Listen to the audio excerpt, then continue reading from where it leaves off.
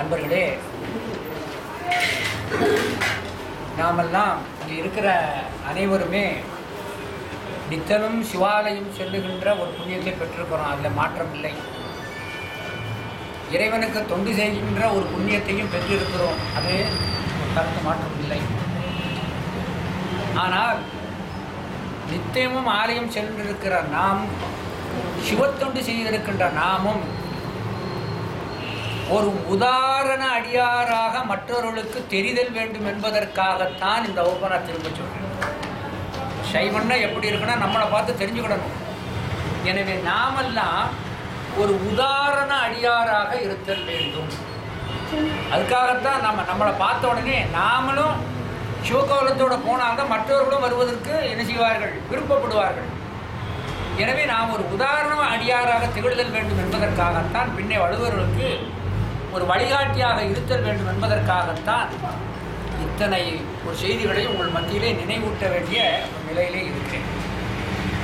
இரண்டாவது, நம்முடைய சமயத்தில் சில செய்திகளை மட்டும் லேசாக சொல்லிக் கொண்டு போகிறேன்.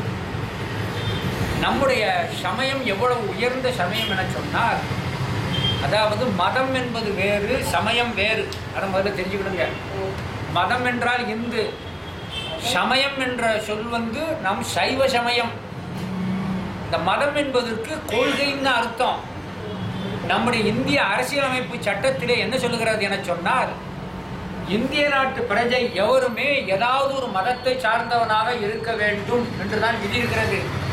இல்லை எனக்கு கடவுள் நம்பிக்கை கிடையாதுன்னு ஒருத்தன் சொல்லி நான் எந்த மதத்தையும் கிடையாது என சொன்னால், அரசியலமைப்பு சட்டத்தின்படி அவனை இந்துவாக குறித்து வைத்துக் கொள்ளுன்னு தான் சொல்கிறான்.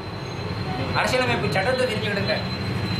அவனை இந்துவாக குறித்துக்கொள். அவன் இல்லைன்னு சொல்லுவான். ஆனால் அரசியலமைப்பு சட்டத்தின்படி தன் சமயத்தை கூற வேண்டும். இல்லையனால் அவனை இந்து என்று குறி என்று சொல்லப்பட்டிருக்கிறது.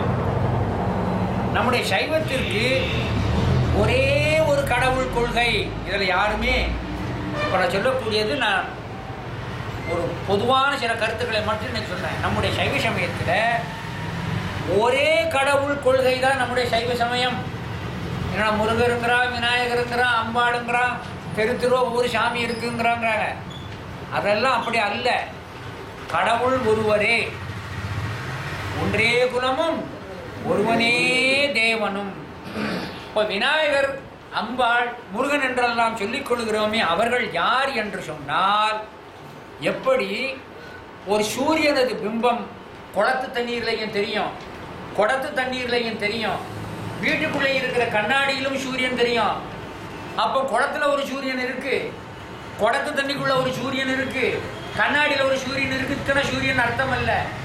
ஒரே சூரியன் இப்படி பிம்பங்களாக தெரிவதைப் போல அந்த ஒரே ஒரு கடவுள் தான் இத்தனை வடிவங்களாக தெரிஞ்சிருக்கிறார். இதுக்கு விளக்கம் பின்னால் நான் சொல்றேன். அதனால நம்முடைய சமய கொள்கை ஒரே கடவுள் கொள்கை.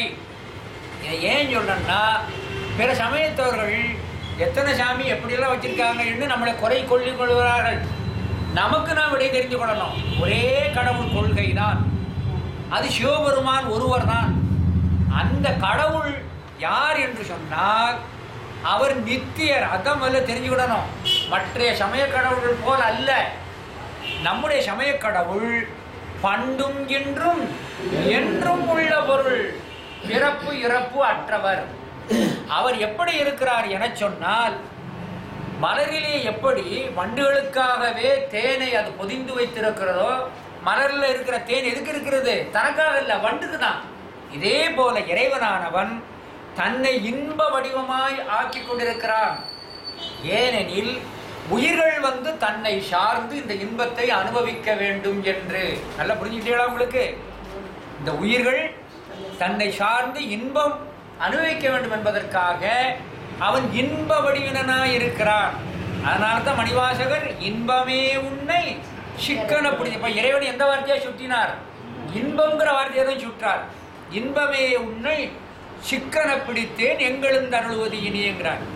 எனவே அவன் இன்ப வடிவனாய் இருக்கிறான், நித்தியராக இருக்கிறான், என்றைக்கும் இருக்கின்றான். அடுத்தாற்போல் எடுத்துக்கொண்டால் அவனது ஒரே கொள்கை. இந்த உயிர்கள் சைவனுக்கு முதல்ல வேண்டிய ஒரு மன அழுத்தம் என்னன்னா, ஒரு பெரிய செய்தியை சொல்லிச்சுக்கிடுறேன். நாமெல்லாம் இந்த ஆடுறது பாடுறது இந்த மாதிரி ஒரு கூட்டம் கூடுறது கோயிலுக்கு போகிறதெல்லாம் எதுக்கு? யாராவது இந்த கேள்வியை கேட்டால் சடாவது பதில் சொல்லுது. ஏன் கோயிலுக்கு போனோம்? ஏன் தோத்திரம் சொல்லணும் என்றால் நம்முள் இருக்கின்ற ஆன்மாவுக்கு அதான் ரொம்ப முக்கியம்.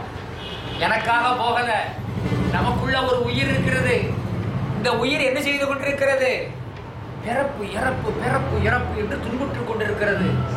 அதைத்தான் மணிவாசகர் இதை முதல்ல ஞாபகம் வைத்துக்கொள் என்பதற்காகத்தான் சிவபுராணத்தில் புல்லாகி கூடாகி புழுவாகி மரமாகி பல்விருகமாகி பறவையாய் பாம்பாய் கல்லாய் மனிதராய் பேயாய் கணங்களாய் வல்லசுரராய் முனிவராய் தேவராய் செல்லா இன்னும் பட்டியல் முடியலையா செல்லாய நின்ற இத்தாவர சங்கமத்துள் எல்லா பிறப்பும் பிறந்து இழைத்தேன். அப்போ இறைவனை நாம் கும்பிடுவது இதெல்லாம் எதற்காக? நம்முள் இருக்கின்ற ஆன்மா நிலை பெறுவதற்காக. அதனால்தான் அப்பர் சுவாமி என்ன சொன்னார்? நிலை பெறுமாறு எண்ணுதியே. இந்த ஆன்மா நிலை பெறுவதற்காக தான் நாம் இந்த பாடுபடுறோம். எப்படி? இப்போ உதாரணத்துக்கு நான் சொல்றேன், ஒருத்தன் 100 ரூபா சம்பளம் வாங்கினா, 80 ரூபாய்க்கு ஹோட்டலில் தின்னான், 20 ரூபாய்க்கு சிகரெட்டை வாங்கிட்டு வீட்டுக்கு போயிட்டான். இவன் யாருக்கு துரோகம் செய்தவன்? அவன் இல்லிற்குள் இருக்கின்ற மனைவிக்கும் குழந்தைக்கும் துரோகம் செய்தவன். இதே போல இந்த ஆன்மாவுக்கு வேண்டி, இந்த ஆன்மாவுக்கு இந்த உடலுக்குள் இருக்கின்ற இந்த ஆன்மாவுக்கு சேர்க்க வேண்டியதை தேட வேண்டியதை தேடாமல் ஒருவன் இருந்தான்னு சொன்னான்னா அவன் யாருக்கு துரோகம் செய்தவனாக இருக்கின்றான்? அவனுடைய ஆன்மாவுக்கு அவனே துரோகம் செய்தவனாக இருக்கின்றான். ஆனால் சைவத்தில் இவனுக்கு தற்கேடன், தன்னைத்தானே கெடுத்துக் கொள்கிறான். இந்த முதல்ல தெரிஞ்சுக்கணும், நமக்குள்ள இருக்கிற ஆன்மா அது உயிரி பெறுதல் வேண்டும் என்பதற்காகத்தான் என்ன செய்கிறார் இந்த பாடு. அப்போ இறைவன் என்ன நினைக்கிறார்? நாம நினைக்காட்டாலுமே இந்த உயிர்கள் தன்னை வந்து அடைதல் வேண்டும், முக்தி பெறுதல் வேண்டும் என்பதற்கு அவன் கருத்தாக நினைக்கிறான். இது எதை போல என்றால், குழந்தைக்கு காய்ச்சி அடிக்கும், ஆனால் குழந்தை தெரியாமல் தெருவில் போய் விளையாடும். ஆனால் வீட்டுக்குள்ள இருக்கிற தாய் அவனுக்கு காய்ச்சதேன்னு சொல்லி உடம்பு காய்ச்சி வீட்டுக்குள்ள வாடாம். ஆக நோயுற்ற குழந்தை தன்னுடைய நோயை தான் அறியாது விளையாடுவதை போல ஆன்மாக்களாக நாம் இருக்கிறோம். நோயற்ற குழந்தையை நினைந்து தாய் வருந்துவதை போல நம்மை நினைந்து சுவாமி என்ன பண்றார்? நம்மை வந்து அடைய வேண்டும் என்று சுவாமி விரும்புகிறார். இதான் சிவத்தை பற்றி இன்னைக்கு பொதுவாக அவ்வளோதான் நான் சொல்றேன். கடவுள்னு யாருங்கிறதுக்கு லேசான ஒரு இதை சொல்றேன். ரெண்டாவது, நம்முடைய சமயத்தில் உலகத்தில் இருக்கிற எல்லா சமயத்திலையும் தர்க்கமாக வருவதும் போராக மூறுவதும் எதுலன்னா உருவமா அருவுருவமா. இது இஸ்லாமியர்களை எடுத்துக்கொண்டாலும் சரி, கிறிஸ்தவத்தை எடுத்துக்கொண்டாலும் அங்கே என்ன நடக்கிறது? இது வைத்து அந்த மதத்துக்குள்ளே பிரிவுகள் வந்து அவர்களுக்குள்ளே ஒரு ஏற்றத்தாழ்வு இன்றைக்கு இருந்து கொண்டிருக்கிறது. உருவ வழிபாடு ஒருத்தர் உண்டும்பா, இன்னொருத்தர் மறுப்பாங்க.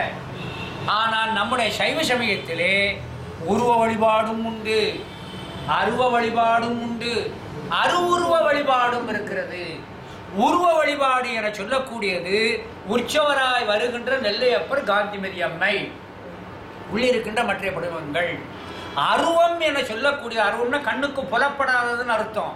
அருவம் என சொல்லக்கூடியது ராத்திரி பள்ளியறைக்கு சொக்கர் போறார் இல்லையா, அந்த பள்ளியறை சொக்கர் போகும்போது அங்கே என்ன இருக்கும்? பீடம் இருக்கும், பாதம் மட்டும் தெரியும், மேல என்ன இருக்கும்? ஒன்று இருக்காது. என்ன அர்த்தம்? கண்ணுக்கு புலப்பட. அப்பா அது அருவம். அருவுருவம் என்றால் ஒன்றும் இல்லை, ஆனால் இல்லாமலும் இல்லை. எது? சிவலிங்கம். சிவலிங்கம் வந்து அது கடவுள் மாதிரி வடிவம் இல்லை, ஆனால் ஒன்றும் இல்லாமலும் இல்லை, ஏதோ ஒன்று இருக்கிறது. இதுக்கு குறி அல்லது அடையாளம் என்று பெயர். அது அருவுருவம்னு பேர். ஆக சைவத்தில் உருவ வழிபாடும் உண்டு, அருவ வழிபாடும் உண்டு, அருவுருவ வழிபாடும் உண்டு.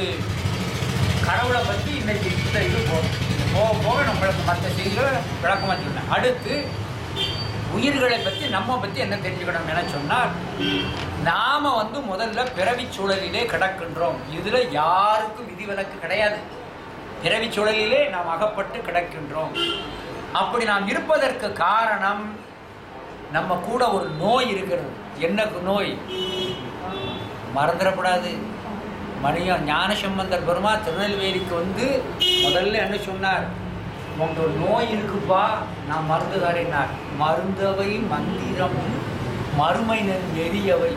எதுக்கு மருந்து? இந்த உயிரினை ஆணவமனம் என சொல்லக்கூடிய நோய் இருக்கிறது. இந்த நோய் தீர்க்கிறதுக்கு தான் நாம் இந்த பாடுபடும். ஆகையினாலே எல்லா உயிர்களிடத்தும் ஆணவமாகிய ஒரு நோய் இருக்கிறது. உயிரை பற்றி நீங்கள் எவ்வளோ தெரிஞ்சுக்கிட்டா போதும். இந்த உயிரிலே பற்றி இருக்கின்ற இந்த ஆணவமனமாய நோயை தீர்க்கிறதுக்கு குழந்தை என்ன செய்யுது? அது பாட்ட காய்ச்சல் தெரியாமல் விளையாடுது. ஆனால் தான் என்ன செய்யறா? அந்த குழந்தைய புட்டிச்சு இழுத்துட்டு வந்து இஞ்சியை தட்டி புட்டிச்சு வாயில ஊற்றி அந்த குழந்தைய குணப்படுத்து. இதே போல சுவாமியானவர் இந்த உயிரை பந்தித்திருக்கின்ற இந்த நோயினை இந்த உயிர் அறியாமல் இருக்கிறது என்பதற்காக நம்மை பற்றி இருக்கின்ற ஆணவமலம் நீங்குவதற்காக இறைவன் என்ன செய்தார்? அந்த தாய் வலியை இழுத்து இஞ்சியை ஊற்றுவதை போல சுவாமி அஞ்சொழில் செய்தார். படைத்தல், காத்தல், அழித்தல், மறைத்தல், அருளல். இந்த படைத்தல், காத்தல், அழித்தல், மறைத்தல், அருளங்கிறது என்னங்கிறது லேசாக சொல்லி காட்டியிருந்தேன். இப்போ இந்த வஸ்திரம் இருக்கிறது, இந்த வஸ்திரத்தில் அழுக்கு இருக்குது. இந்த வஸ்திரத்தில் இருக்கிற அழுக்கை நாம் நீக்கணும்னு என்ன செய்யணும்? மண்ணாகிட்ட போடுறோம். மண்ணா என்ன செய்யலாம்? இந்த வஸ்திரத்தில் என்ன மக்கு இருக்கா?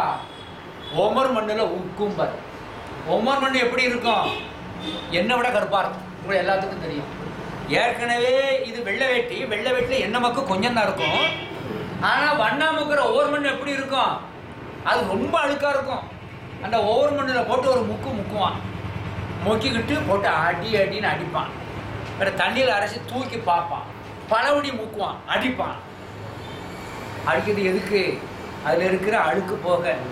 இதே போல உயிராகிய இந்த புடவையிலே ஆணவமாகிய எண்ணெய் மக்கு இருக்கிறது.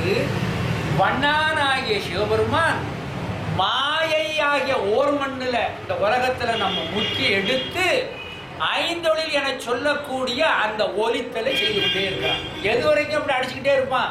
அழுக்கு போகிற வரைக்கும். எனவே நான் உயிரில் இருக்கிற அந்த ஆணவம், அந்த அழுக்கு நீங்கிறவரை வண்ணான் எப்படி திருப்பி திருப்பி அந்த துணியை போட்டு அடிக்கிறானோ அதே போல் நம்மளை பிறவியில் போட்டு பிரட்டி எடுப்பார். அப்பந்தான் நமக்கு என்னாகும்? நம்முடைய ஆணவமெல்லாம் நம்ம விட்டு நீங்கும்.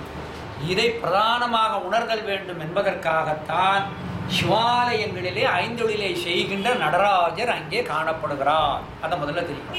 ஐந்தொழில் எதற்கு? எல்லாம் என்ன அவருக்கு பொழுதுபோக்காக செய்கிறார்? அது கிடையாது. ஐந்தொழில் நான் சொல்லப்படுவது உயிரில் இருக்கிற ஒரு அழுக்கை நீக்குவதற்கு.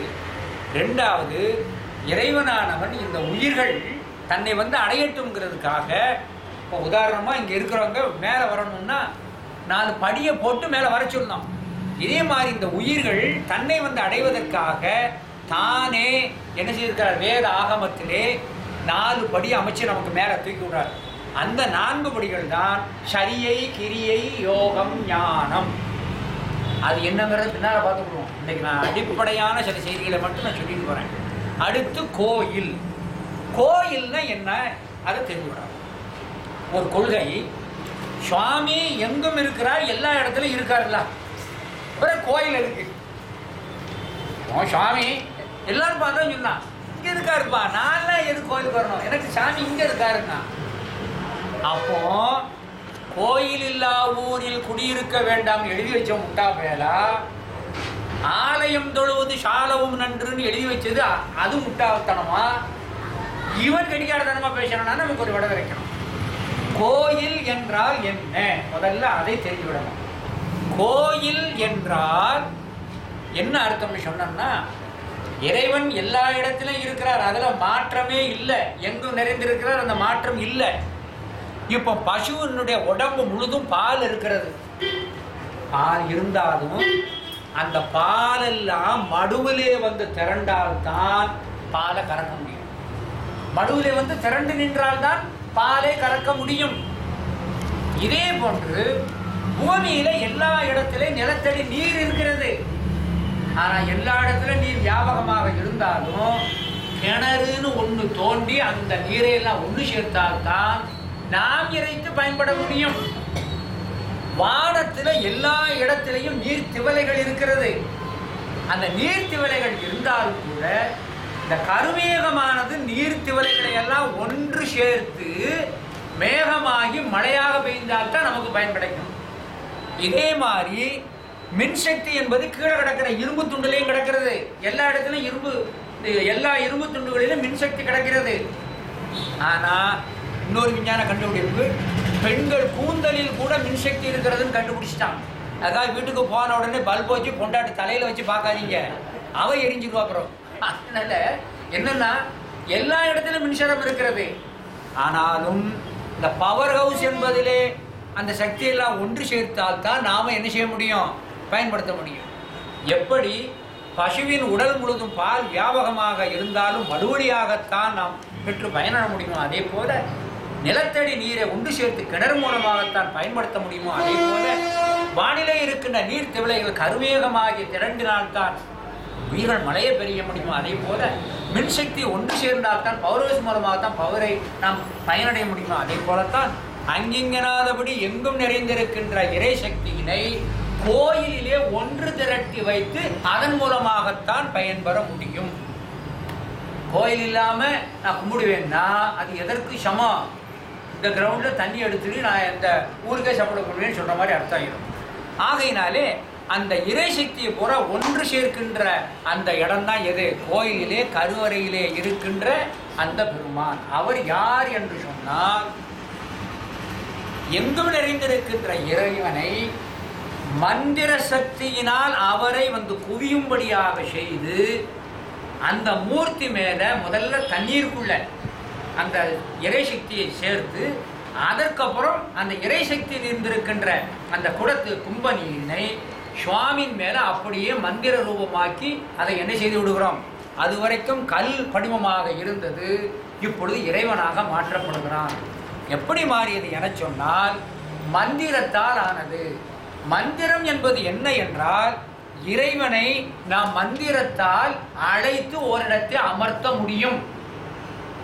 சிவபூஜை பண்றவங்க சுவாமிகிட்ட விண்ணப்பம் பண்ணுவாங்க, நான் சிவபூஜை செய்து வரும் சுவாமி சாநித்தியராக இந்த மூர்த்தத்தில் இருந்தருளல் வேண்டும் விண்ணப்பம் பண்ணணும். அது எங்கே இருக்கிறார்? இதே போல எங்கும் நிறைந்திருக்கின்ற இறைவனை மந்திர சக்தியினால் ஒன்று சேர்த்து அவனை ஆவாகனம் பண்ணணும். மந்திரத்திற்கு கட்டுப்பட்டு அவர் வருகின்ற காரணத்தினாலே தான் அவருக்கு மந்திர மூர்த்தினே பேரு. அந்த காலத்தில் இவ்வளோ அழகா பேர் விட்டுருக்காங்க பாருங்க. நம்ம ஊர் என்ன பள்ளிக்கூடம் இருக்கு? மந்திரமூர்த்தி பள்ளிக்கூடம். இந்த மந்திரமூர்த்திங்கிற பேர் போய் யார் விடுறோம்? மந்திரமூர்த்தின்னு என்னன்னா மந்திரத்தால் ஆவாகனம் செய்யப்பட்ட மூர்த்தின்னு அர்த்தம். ஆகையினாலே ஒரு கோயில் என சொல்லப்பட்டது இறை சக்தியை மந்திரத்தால் அங்கே குவிக்கப்பட்டு நாம் வணங்குவதற்கு உரிய ஒரு கருவி, அது ஒரு குறி அடையாளம். ஆகையினாலே தான் ஆலயம் சென்று வழிபடுதல் வேண்டும் என்று அங்கே சொல்லப்பட்டிருக்கிறது. ரெண்டாவது, ஒரு கோயிலுக்குன்னு நீங்கள் வந்துட்டேன்னு சொன்னா இந்த கோயிலில் மூர்த்தி என்னன்னு தெரிஞ்சுக்கணும். அது பிரியப்பட்டு நான் வர்றாருன்னு நான் சொன்னேன். இப்போ ஒரு நம்ம போகிறோம், அரிசி வாங்கிட்டு வான்னு சொல்கிறான். அரிசி வாங்கிட்டு வந்தோன்னா விவரமான பையன் என்ன கேட்பான்? என்ன அரிசிக்குமா? சம்பா, ஆடுதுறை, கிச்சடி, பொன்னி, என்னென்னவோ பேர் பார்த்துக்கிட்டு இருக்கு. பழைய பேர்கள்லாம் நம்ம போயிடுச்சு. அப்போ ஒன்றில் என்னென்ன வகைகள் இருக்கிறது. இதே போல கோயிலுக்குள்ள இருக்கிற மூர்த்தி இருக்கிறாரே சிவலிங்கம், அதுல வகைகள் இருக்கிறது. அது தெரிஞ்சுக்கணும். எல்லாமே சிவலிங்கம் இல்லை. அந்த கோயில்ல இது இன்னென்ன வகையான சிவலிங்கத்தை சார்ந்தது தெரிஞ்சுக்கிடணும். அதை இன்னொரு சமயத்தில் பாடமா உங்களுக்கு சொல்றேன். அந்த லிங்க வகைகள் 5 இருக்கிறது. இந்த 5லே உயர்ந்தது எதுன்னு சொன்னா சுயம்புன்னு சொல்லக்கூடிய தானாக வந்த லிங்கம். அதனால முதல்ல கோயிலுக்கு போனோம்னா அந்த லிங்கம் எப்படிப்பட்டது, மூர்த்தி எப்படிப்பட்டவர் தெரிஞ்சுக்கிடணும். ரெண்டாவது, இந்த ஆலயம் இருக்கின்ற இந்த தலத்துக்கு என்ன விஷயம்னு தெரிஞ்சுக்கிடணும். ரெண்டாவது, இந்த ஆலயம் தலம் இருக்கிற இந்த இடத்திற்கு தீர்த்தம் எதுன்னு தெரிஞ்சுக்கிடணும். மூர்த்தி, தலம், தீர்த்தம் இது இல்லாம நீங்க கோயிலுக்குள்ள போய கும்பிட்டு பலனே இல்லை. மூர்த்தி விசேடம், தீர்த்த விசேடம், தல விசேடம் தெரிஞ்சுக்கிடணும். அடுத்து, இந்த கோயிலுக்குள்ள தலைமரம், நம்ம கோயிலுக்கு தலைமரம் எது? மூங்கில். தெரிஞ்சிருக்கணும். நம்ம ஒரு கோயில், எந்த கோயிலுக்கு போனால் இந்த கோயிலுக்குள்ள தலைமரம் எது? ரெண்டாவது, இதுக்கு மேல நீங்க ஆர்வப்பட்டால் இந்த கோயில் எந்த ஆகமத்தால் கட்டப்பட்டது. சும்மா இஷ்டத்துக்கு கோயில் கட்ட முடியாது, அதை தெரிஞ்சுக்கிடுங்க. ஆகம முறைப்படி தான் கட்டப்படும். ஒரு சின்ன நுட்பத்தை கவனிங்க. இப்போ சுவாமி கோயிலில் நுழைகிறோம், நுழைகின்ற பொழுது முதல்ல பலிபீடம், இரண்டாவது ரிஷபம், மூன்றாவது என்ன இருக்கிறது? கொடிமரம் இருக்கிறது. முதல்ல பலிபீடம், நந்தி, கொடிமரம். அம்பாள் கோயிலுக்கு போங்க, முதல்ல கொடிமரம், பிறகு பலிபீடம், பிறகு நந்தி வரும். ஏன் மாறி இருக்கு? ஒத்தனார் மாற்றி வச்சுட்டாருமா? இல்ல, இது ஒரு ஆகமத்தில் சொல்லப்பட்டிருக்கிற விதி. இது ஏன் இப்படி மாற்றி வைக்கப்பட்டிருக்கிறது தெரிஞ்சுக்கிடணும். இவைகளெல்லாம் என்னங்கிறது தெரிஞ்சுக்கிடணும். சைவத்தில் அடிப்படை உண்மை இறை உயிர் தலை. இறை என்பது இந்த மூன்றும், இறை உயிர் தலை. பதி பசு பாசம்னு சொல்றது சித்தாந்தம் பேசுறதுன்னு சொல்லி தயவு செய்து கொட்டா விட்டுறாதீங்க. லேசான உண்மையை தான் சொன்னேன். இறைவன், உயிர், பந்தித்திருக்கின்ற பாசத்தலை. இந்த மூணையும் காட்டுவதுதான் கோயில். உள்ளிருக்கின்ற சிவலிங்கம் இறை, ரிஷபம் உயிர், பலிபீடம் பாசம். பலிபீடம் என்னது? பாசம். இந்த மூணும் இருந்தா தான் கோயில்னு பேரு. மூணு இருந்தா தான் கோயில்னு பேரு. இன்னும் நிறைய கோயிலை பற்றி நிறைய செய்தி சொல்றேன். ஆகையினால இந்த இறை உயிர் தலை இது காட்டுவது தான் கோயிலுடைய ஒரு தாற்பயம். ரெண்டாவது மூர்த்தி தலம் தீர்த்தம். ரெண்டாவது இந்த தலத்தில் என்ன ஒரு விசேடம்னு கேட்கணும். இப்போ உதாரணத்துக்கு நான் ஒன்று சொல்கிறேன். நெல்லையப்பர்னு ஏன் பிறந்தது நமக்கு தெரிஞ்சுக்கிடணும். ஏன் இவருக்கு நெல்லையப்பர்னு பேர் வச்சாங்க, அரிசியப்பர்னு வச்சாங்க, இல்லை வேற பேர் வச்சாங்க, ஏன் நெல்லையப்பர்னு பேர் வச்சாங்க தெரிஞ்சுக்கிடணும். உங்கள் எல்லாருக்கும் தெரியும். கடந்த ஐயா சோமசிவா போயிட்டா கங்கை கொண்டானில் போன ஜூன் மாதம் 1ஆம் தேதி ஒரு கும்பாபிஷேகம் நடந்தது. அந்த கங்கை கொண்டான்னு அர்த்தம் என்ன? எப்பொழுதுமே ஒரு தலத்தினுடைய பெயரிலேயே சுவாமியினுடைய அற்புதம் தெரியும். கங்கை கொண்டான்னு பேர் என்ன, ஏன் வந்தது? ஒரு கோயிலை பற்றி எப்படி தெரிஞ்சுட்டு நம்ம உள்ளே போகணுங்கிறதுக்கு ஒரு உதாரணம் சொன்னேன். அதாவது சீவரமார பாண்டியன் சொல்லி அரசன் ஆண்டு வர்றாங்க. தெரிஞ்சிருக்கும், இருந்தாலும் ஞாபகப்படுத்துறேன். சீவரமார பாண்டியன் ஆட்சி செய்கிறாங்க. அப்படி ஆட்சி செய்து வருகின்ற பொழுது அந்த அரண்மனைக்கு உரிய பசுக்களையும் சேர்த்து ஒரு ஆயன் ஒருவன் மேய்த்து கொண்டிருக்கிறான். பசுக்களையும் சேர்த்து ஒரு ஆயன் மேய்த்து கொண்டிருக்கிறான். அந்த ஆயன் என்ன செய்து கொண்டான்னா, அங்கிருந்து ஓட்டிக்கொண்டு இப்படி வடதிசை வரைக்கும் வந்து அப்படி பசுக்களை எல்லாம் ஓட்டி மீளவும் என்ன செய்து அரண்மனை கொண்டு போய் சேர்க்கிறான். அப்போ சிவரமார பாண்டியனிடம் அங்கே இருக்கிற சேவர்கள் அனைவருமாக சேர்ந்து மன்னரிடம் சென்று, மன்னா, சிறிது நாட்களாக நம்முடைய பசுவிலே பால் குறைந்து கொண்டே வருகிறது, தேவையான அளவு பால் இல்லைன்னு சொல்றான். உடனே இந்த அரசனானவன் அந்த ஆயனை அழைத்து, பசுவிடம் பால் குறைகிறதாமே, என்ன செய்தான்னு கேட்கிறான். ஒன்று அவன் கறந்து விற்கணும், இல்லைன்னா வேற மேய்ச்சல் சரியாமல் இருந்திருக்கணும். ஆனால் அந்த ஆயன் என்ன சொல்றான், நன்றாக மேய்க்கிறேன், ஆனால் நான் ஓட்டி வருகின்ற பொழுது பசுவினது மடு கனத்திருக்கிறார். பசுவினது மடு கனத்திருந்தது, பால் எப்பொழுதும் போல் இருந்ததுன்னா. உடனே மன்னன் என்ன எப்படி சொல்றான்னு சொல்லிட்டு பழபடி மறுநாள் கேட்கும்போது, மறுநாள் என்ன செய்கிறார் அரசனிடம், பசுவிலே பால் குறைவாக இருக்கிறதுன்னா. உடனே என்ன செய்தார், நம்முடைய மன்னனானவன் அந்த ஆயனை வர சொல்லி அப்படியே ஒரு சவுக்கினை எடுத்து அவனை நன்றாக புடைச்செடுத்தான். அந்த ஆயனை போட்டு நன்றாக புடைத்தெடுத்தவுடன் அவன் வழிதாட முடியாமல், நான் செய்ததற்கெல்லாம் சுவாமிதான் சாட்சி, நான் எந்த ஒரு வஞ்சனையும் செய்யவில்லை, ஆனாலும் அரசன் தண்டித்து விட்டான்னு சொல்லி அவன் என்ன செய்தான், இது பண்ணி போயிட்டான். ஆனாலும் இந்த அடி வாங்கிய இந்த ஆயனுக்கு ஏன் இந்த குற்றம் நம்மேல் வந்தது என்ற நெருடலினாலே அந்த பசுவினை, அந்த அரசனுக்குரிய அந்த பசுக்களை தொடர்ந்து செல்ல வேண்டும் என்று அவன் சொல்லுகின்ற பொழுது அவன் மேய்ச்சலுக்கு வர்றான். அவன் மேய்ச்சலை தொடங்கி வருகின்ற பொழுது இந்த ஆயனுக்கு ஒரு செய்தி வருகிறது. என்ன செய்தி வருகிறதுன்னு நான் பின்னால சொல்கிறேன். அது பின்னால சொல்கிறேன். எப்பவே சொன்னால் உங்களுக்கு ரசனை இருக்காது.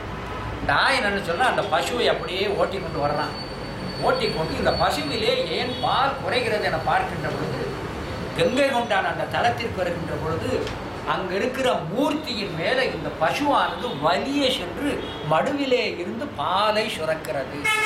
இப்போ ஏன் அந்த பசுவில் பால் குறைஞ்சிருக்கு, இந்த பசுவே வலிய சென்று அந்த சிவலிங்கத்தின் மேலே போய் என்ன செய்கிறது, பாலை அங்கே சிந்துகிறது. அப்படி பாலை சிந்திய உடனே இதனால் தான் சிந்தி இருக்கிறது, இதை உடனே அரசனிடத்தை சொல்ல வேண்டும் என்று விரைந்து வருகிறான். விரைந்து வருகின்ற பொழுது எல்லாரும் கேட்குறான், என்ன ஆயனே விரைந்து செல்கிறான், மன்னனை பார்க்க போறேன்னா. உடனே அங்குள்ள சொன்னா, தெரியாத உனக்கு மன்னனுக்கு இரவோடு இரவாக கைகள் என்ன செய்து விட்டது, முடங்கி விட்டது, கண்ணிலே பார்வை போய்விட்டது. அரசனுக்கு என்னாச்சு, கை முடங்கிட்டு கண்ணிலே பார்வை போய்விட்டது. ஆனாலும் அரசனிடத்தை தான் நீதியை சொல்ல வேண்டும் என்பதற்காக விரைந்து சென்று அரசன்கிட்ட சொல்றான். இந்த மாதிரி அந்த தலத்திலே இருக்கிற மூர்த்தி மேல பசு போய் என்ன செய்கிறது, பாலை கொட்டுகிறது. அதுவே பாலை கொடுக்கின்ற காரணத்தினால பால் குறைந்திருக்கிறதா. அப்படியானால் அந்த மூர்த்தியை பார்க்க வேண்டும். நான் உடனே அரசனை கையை பிடித்து கொண்டு கங்கை கொண்டார் கூட்டி வர்றாங்க. ஏன், கையும் செயல் இல்லை, கண்ணிலும் பார்வை இல்லை. உடனே அங்கே அனைவருமாக பல்லக்கிலும் கையையும் பல்லக்கில் சிறிதும் கொண்டு வந்து பின்பு இறக்கி வந்து கோயிலுக்கு அருகிலே வருகின்ற பொழுது, இதோ இந்த மூர்த்தி மேல்தான் நம்முடைய பசுக்கள் பாலை பொந்தது என சொல்லி மன்னனது கையை தூக்கி அந்த லிங்கத்தின் மேலே வைத்தார்கள். வைத்த உடனேயே கைகள் செயல்பட்டது, கண்ணிலே ஒளி பிறந்தது. எனவே இழந்த கையையும் இழந்த கண்களையும் மீளவும் கொண்ட காரணத்தினாலே தான் கை கொண்டான் கங்கை கொண்டான் ஆயிடுச்சு. பார்த்தீங்கன்னா அந்த பேரில் எவ்வளோ விசேஷம் இருக்கு பார்த்தீங்களா. இதே மாதிரி ஒவ்வொரு கோயிலுக்கும் நாம் போகின்ற பொழுது இதனுடைய பெயர் ஏன் வந்தது, சுவாமிக்கு ஏன் இந்த பெயர் வந்தது, ஏன் எல்லா கோயிலில் இருக்கிற எல்லா சுவாமிக்கும் ஒரே பேரை வச்சுட்டு போயிடலாமே, ஏன் ஒவ்வொரு கோயிலையும் ஒவ்வொரு சுவாமிக்கும் ஒவ்வொரு பேர், ஒவ்வொரு அம்பாளுக்கும் ஏன் ஒவ்வொரு பெயர் வைத்திருக்கிறார்கள்?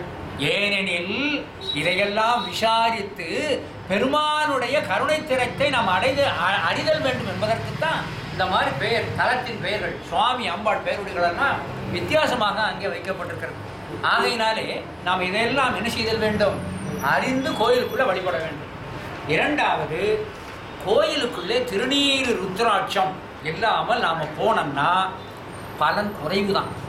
நான் சொல்லுவதே இன்னும் போனால் அது என்னங்கிறத சைவ சமய நெறியில் உள்ள நூலை சொல்லிட்டேன்னா சில பேருக்கு மன உற்சாகம் குறைந்துடும். அதனால் தயவு செய்து திருநீறு ருத்ராட்சம், சடைமுடி, திருநீறு ருத்ராட்சம் இவைகளையெல்லாம் என்ன செய்தல் வேண்டும், கண்டிப்பாக நாம் அணிந்து கோயிலுக்கு சென்றால் தான் நமக்கு நல்ல பலன் கிடைக்கும். கோயிலுக்கு செல்லுகின்ற நாம் கண்டிப்பாக எந்த காரணத்தையும் கொண்டு கோயிலுக்கு செல்லுபவன் மது மாமிஷம் அதை தான் பருகுகின்ற கொள்ளுகின்ற உடையவன் உள்ளே செல்லுதல் கூடாது. அப்போ ஒரு 7-8 வருஷத்துக்கு முன்னால் ஒரு அன்பர் நல்லா குடிச்சிட்டு புரோட்டா கடையில் சாப்பிட்டு வரார். நானும் கடைக்கெல்லாம் போயிட்டு ஒரு 7 மணிக்கு கோயிலுக்குள்ளே வரேன், அவரும் கோயிலுக்குள்ளே வரார். என்னன்னு சாயந்தரம் உங்களை வேற மாதிரி பார்த்தேன். அதுக்கு குடிச்சிட்டு வந்துட்டோம்னா எப்படி குடிச்சிட்டான், தீட்டு போயிட்டான். ஒரு முறை தொட்டால் கூட அவன் சைவத்தன்மையை இழக்கின்றான். அது கண்டிப்பாக, அது செவ்வாய்க்கிழமை மட்டும் விளக்குனேன், புதன்கிழமை மட்டும் விளக்குனேன், இல்லை நான் குளிச்சுட்டு வந்துட்டேன், அந்த இது கண்டிப்பாக இருக்கக்கூடாது. ஆக மது மாமிஷம் நிச்சயமாக இருத்தல் கூடாது. ரெண்டாவது, ஆலயத்திற்கு நாம் வருகின்ற பொழுது கண்டிப்பாக உள்ளே வருகின்ற சிவக்கோலத்து வருகின்ற அடியார்களை எதிர்வணக்கம் செய்து கொண்டே செல்லணும். அவர் கும்பிடுதாரா இல்லையாங்கிறது நமக்கு கேள்வியே கிடையாது. அடியார்களை நாம் வணங்கி கொண்டுதான் ஆலயத்தில் இருக்கிற பெருமானையும் நாம் வணங்குதல் வேண்டும். அதில் ரொம்ப இதில் சமய சின்னம் ரொம்ப முக்கியம். ரெண்டாவது, இந்த வழிபாட்டு முறை வருகின்ற பொழுது நான் விளக்கமாக சொல்கிறேன். இந்த கோயிலில் வழிபாடு எப்படி செய்யணுங்கிறதையும் பின்னால் நான் விளக்கமாக சொல்கிறேன். ஆகையினால கோயிலுக்குள்ளே போகும்போது திருநீர் ருத்ராட்சத்தாராக செல்ல வேண்டும். கண்டிப்பாக சிவனடியார்களை வணங்க வேண்டும். இவை எல்லாவற்றிற்கும் மேலாக அங்கு பூசனை செய்கின்ற சிவாச்சாரியார்களை மதித்தே ஆக வேண்டும். நம்ம தலைவிதி அது. அவர்கள் எப்படி செய்கிறாருங்கிறத நம்ம அதை நினைக்கக்கூடாது. ஏனெனில் பெருமானது திருமேனியை தீண்டுகின்ற ஒரு புண்ணிய பேற்றை பெற்றவர்கள். எந்த காரணத்தை கொண்டு சிவாச்சாரியார்களை நிந்தித்தல் கூடாது. நான் எப்பொழுதுமே நூலிலே உள்ளதை உள்ளபடி சொல்கிறேன். அந்த சிவாச்சாரியார்களையும் நாம் போற்றுதல் வேண்டும். ஏனெனில் அவர்களும் பெரிய புராணத்திலே வருகின்ற தொகையடியார்களில் ஒருவர். முப்போதும் திருமேனி தீண்டுவார்க்கும் அடி என்கிறார். அதனால் அவர்களையும் நாம் வணங்குதல் வேண்டும். அடுத்தபடியாக கோயிலுக்குள்ள வருகின்ற பொழுது அந்த குருலிங்க சங்கம வழிபாட்டை நாம் என்ன செய்தல் வேண்டும், எப்பொழுதுமே வணங்கணும். இந்த அடியார்களை ஏன் வணங்குறதுக்கு நான் நிறைய செய்திகள் இருக்குது. இன்னொரு சமயத்தில் நான் வணங்குன்னு சொன்னேன். மூன்றாவதாக, நாம் தீட்சை பெறாமல் செய்கின்ற எந்த செயலும், வழிபாடு ஆனாலும் சரி, மாகேஸ்வர பூஜை ஆனாலும் சரி, தீட்சை பெறாமல் செய்கின்ற அந்த செயல்களுக்கெல்லாம் அற்ப பலனே கிடைக்கும் என்று சொல்லப்பட்டிருக்கிறது. அதனால் தீட்சை என்பது ரொம்ப முக்கியம். ஒரு சின்ன செய்தியை சொல்லிக்கிறேன். கண்ணன் அவதாரம் எடுத்தார். திருமால் அவதாரம் எடுக்கின்ற பொழுது நம்முடைய அர்ஜுனன் இருக்கானே, அவன் தான். பாரத கதை முழுக்க முழுக்க சைவ நூல். அர்ஜுனனானவன் சிவபூஜை செய்யாது என்ன செய்தல் மாட்டான், உண்ண மாட்டான். இந்த இடத்துல இந்த கதையை ஏன் சொல்றேன்னா, சைவ அடியார்கள் காலையிலே எழுந்து அனுஷ்டான முதலான பூஜைகள் முடிக்காமல் உண்ணுதல் கூடாது. அது யாராக இருந்தாலும் சரி. இன்னொரு செய்தியும் சொல்லிக்கிடுதேன். நம்முடைய சைவத்திலே விதியும் சொல்லப்பட்டிருக்கிறது, விலக்கும் சொல்லப்பட்டிருக்கிறது. வயதானவர், மூத்தவர், நோயுடையவர்கள் எப்படி முடியும் என்றால் அவர்களுக்கு மட்டும் விலக்கு சொல்லப்பட்டிருக்கிறது. நீராகாரம் சற்று எடுத்துக்கொள்ளலாம் என்று சொல்லப்பட்டிருக்கிறது. ஒரு கூழோ அல்ல எதோ எடுத்துக்கொள்ளலாம்னு ஒரு அவர்களுக்கு மட்டும். அது அவங்களுக்கு சொன்னதை நான் எடுத்துக்கூடாது. ஏன்னா சைவத்தில் விதியும் உண்டு, விலக்கும் உண்டு. இந்த விலக்கை பற்றி நான் அதிகமாக நான் பேசவே மாட்டேன். ஏன்னா அதைத்தான் இவன் எடுத்துக்கிடுவான். நான் அதான் சொல்லல, அதை இவன் எடுத்துக்கிடுவான். இல்லை பூஜைக்கு முன்னாலே கூழ் குடிக்கலாம்னு சொல்லியிருக்கிறாரு, நான் ராகி மால்ட்டு வாங்கி வச்சிருக்கேன்மா, அது வேண்டாம். எனவே நம்ம விதியைத்தான் நாம் பின்பற்றுதல் வேண்டும். எனவே அந்த அர்ச்சுனனானவன் சிவபூஜை செய்யாமல் சாப்பிடுவதில்லை. உடனே என்ன செய்தான், கண்ணன் பார்த்தார். இனிமேல் ஒரு மூர்த்தியை கண்டு சாபித்து நாம் செய்வதற்கு நாளியாகும் என்பதற்காக என்ன செய்தார், உடனே அந்த அந்த அந்த கண்ணன் என்ன செய்தான், உடனே பூஜை செய்ய வேண்டும் என்பதற்காக அந்த கண்ணன் தான் பூஜை கொண்டார். அர்ஜுனனை நீ சிவமாக இருந்து கொள், நான் உன்னை பூஜை செய்கிறேன் என சொல்லி அங்கே திருமாலாகிய அந்த கண்ணன் அர்ஜுனனை சிவமாக வைத்து கொண்டு பூஜை பண்ணிட்டான். பூஜை பண்ணி முடிஞ்ச உடனே என்ன ஆச்சுன்னு சொன்னா, அந்த இடத்துல உபமன்ய முனிவர் வர்றார். உபமன்ய முனிவர் அவர் பூஜை பண்ணுவதற்கு புஷ்பத்தை எடுக்கிறார். அப்போ சேகரிக்கும் போது அங்கே இருக்கிற மாணாக்கர்கள்லாம் என்ன பண்ணிட்டாங்க, அவர்களை நோக்கி இந்த உபமன்ய முனிவர் அந்த கிருஷ்ண பூஜை பண்ணிட்டு போயிருக்காம இல்லையா, அந்த மூர்த்தியில் இருக்கிற பூவை பூரா எடுத்துட்டோம், நான் பூஜை பண்ண போறேன்னு. அப்போ மாணாக்கர் யார் உபமன்ய முனிவர்கிட்ட வாரன்னு சொல்லிட்டாங்க. என்ன இது, அது ஏற்கனவே கண்ணன் பூஜை செய்து அர்ச்சனை செய்த அது நிர்மாலியம் இல்லை, அது பூஜைக்கு ஆகாதல்லான்னார். அப்பதான் உபமன்ய முனிவர் சொன்னாரு, அவன் தீட்சை எடுக்காம செஞ்ச பூஜைடா, இது பூஜையே ஆகாதுன்ட்டார். பெரிய புராணத்தில் வருகிறது. பெரிய புராணத்தில் வரக்கூடிய செய்தியை நான் சொல்றேன். திருமலை சிறப்புல பாருங்க. உடனே இந்த செய்தியை அங்க போய் சொல்லிட்டார். உடனே திருமால் என்ன செய்து வந்தார், உபமன்ய முனிவர் முன்னே பணிந்திருந்து எனக்கு தீட்சை செய்யும்னார். யார், திருமால். உடனே உபமன்ய முனிவர் தன்னுடைய திருவடியை கண்ணன் மேலே வைத்து சிவதீட்சை செய்து வைத்தார். அப்ப என்ன அர்த்தம், தீட்சை செய்தால்தான் பூஜை பூஜையாக கொள்ளப்படும், வழிபாடு வழிபாடாக கொள்ளப்படும். ஆகையினால இந்த தீட்சை ரொம்ப முக்கியம். அதிலே நாமும் எடுக்கணும், மற்றவர்களையும் நாம் என்ன செய்தல் வேண்டும், அங்கே தீட்சை எடுக்க முடியாது செய்தல் வேண்டும். ரெண்டாவது, கோயிலுக்கு போனால் இந்த வாயை பொத்துக்கிட்டே இருந்தால் நார்த்தான் அடிச்சிடும், உங்களுக்கு தெரிஞ்சுக்கணும். அதனால் வாயை திறந்து ஒரு பாட்டு கொஞ்ச நேரமாக பாடுங்க. கோயிலுக்குள்ளே போனால் உண்மைன்னு போயிட்டு கோயிலுக்கு வர்றது பிரயோஜனமே இல்லை. ஆக எந்த சன்னதிக்கு நாம் போனாலும் கண்டிப்பாக இறைவனை தோத்திரம் செய்தல் வேண்டும். அந்த தோத்திரம் கண்டிப்பாக 12 திருமுறைக்குள்ளே இருக்கின்ற பாடல்களாக இருக்க வேண்டும். சார் கற்பனை என்றாலும் கற்சிலை என்றாலும் பாட்டு நல்லா இருக்கு சார். சவுந்தரராஜன் உருக்கி பாடியிருக்காரு சார். அது உருக்கி பாடியிருக்காரு இல்லைன்னு சொல்லல, அது நமக்கு ஆகாது, அவ்வளோதான். எனக்கு இப்போ அதுக்கெல்லாம் என்ன உதாரணம்னு சொன்னோன்னா, பெண்கள் இருக்காங்க இல்லைன்னு நல்ல உதாரணம் சொல்லியிருக்கேன். ஆகையினாலே திருமுறையிலே இருக்கிற பாடல்கள் தான் தோத்திரத்திற்கு உரியது. இந்த திருமுறை பாடல்களுக்கு மற்ற பாடலுக்கு என்ன வித்தியாசங்கிறது நம்ம இன்னொரு சமயம் பாடம் நடத்தும் போது சொல்கிறேன். இந்த பாடல்கள் வேறு, அந்த பாடல்கள் வேறு, அதை முதல்ல தெரிஞ்சுக்கணும். ஒரு சின்ன உதாரணம் சொன்னேன். ஏன் சார் திருமுறை பாடலுக்கு மட்டும் இவ்வளவு இது பேசுகிறீங்களான்னா என்ன அர்த்தம்னு சொன்னேன்னா, திருமுறை பாடல்கள் யார் பாடியதுன்னு சொன்னேன்னா, இந்த வீட்டில் மாமியாளுக்கும் மருமகளுக்கும் சண்டை வரும். அந்த சண்டை ஓங்கிடும். இந்த சண்டைக்கு அப்புறம் மகன் வருவான், அம்மாட்ட போய் சண்டை போடுவான். என் பொண்டாட்டி எல்லாம் பேசினியாம, உனக்கு நான் சோத்தை போட்டு வளர்த்ததில் உனக்கு கொழுப்பு பிடிச்சிட்டுன்னு ஒரு வார்த்தை கேட்பான். யார், பெத்த தாயை கேட்பான். அப்போ அந்த தாய் என்ன சொல்லுவா தெரியுமா, ஏழை நீயா பேசுத அந்த தென்காசிக்காரியில் உன்னை அப்படி பேசும்படி ஏறி விட்டுருக்கான். நம்ம வீட்டில் நடக்கல, ஆமான்னு சொல்ல மாட்டோம் இல்லையா? நீயா பேசுத அவதான் உன்னை பேச வைக்கான். இது நம்ம வாழ்க்கையில் நடந்திருக்கோம் இல்லையா? அப்போ என்ன அர்த்தம்? இதே மாதிரி ஒருத்தனுக்கு பேய் பிடிக்கும். இந்த பேய் பிடிச்சவன் என்ன செய்வான்னா பெரிய பாறாங்கல்ல தூக்குவான். பேய் பிடிச்சவன் ஒரு பாஷை பேசுவான். அப்போ என்ன அர்த்தம்? அவனா செய்கிறான். உள்ளிருக்கிற பேய் ஆட்டி பிடிக்கிறது. இந்த தென்காசிக்காரி ஆட்டி படைச்ச மாதிரி ஒருவரது ஆன்மாவை பேய் பிடித்து ஆட்டும். ஒரு ஆன்மாவை பேய் பிடித்து ஆட்டுவதை போல நம்முடைய பெருமானும் சில ஆன்மாக்களை உள்ளிருந்து தான் ஆட்டிக்கொண்டிருப்பார். அதுக்கு அதிட்டித்தல்னு பேரு. பேய் பிடித்தவன் வாயிலே வருகின்ற சொல்லெல்லாம் பேயின் சொல்லாக இருப்பதை போல சிவபெருமானால் அதிர்ஷ்டிக்கப்படுகின்ற அந்த ஞானாசிரியன்மார்கள் வாயிலிருந்து வருகின்ற வாக்கெல்லாம் சிவன் வாக்கு. எனவே திருமுறைகள் என சொல்லக்கூடியது சிவன் வாக்கு.